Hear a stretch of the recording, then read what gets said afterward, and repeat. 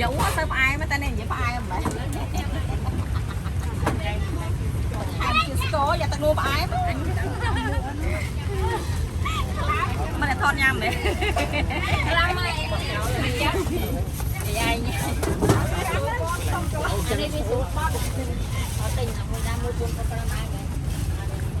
mấy đi tại có nâng thầy tụt nâng lên luôn hơi có trong này nha bông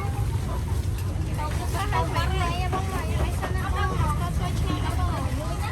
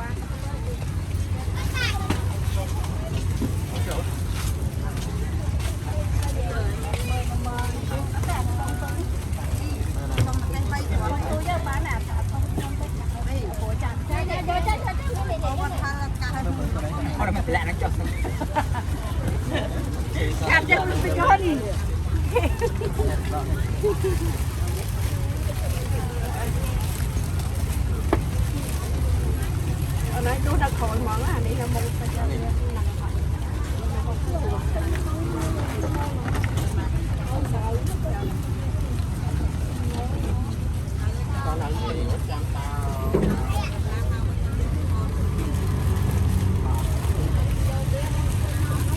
nó khỏi sánh rồi nó bao nhiêu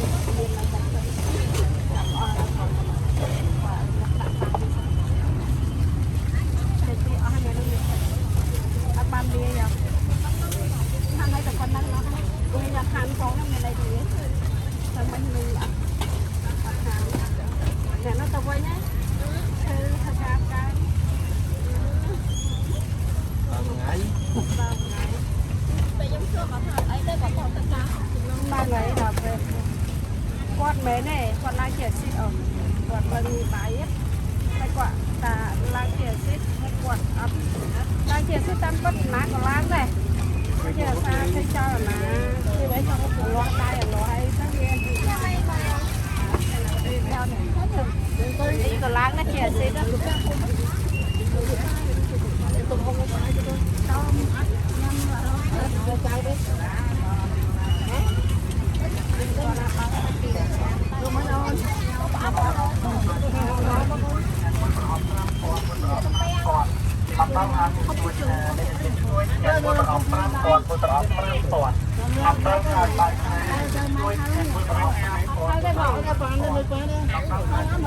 thôi thì tí chứ một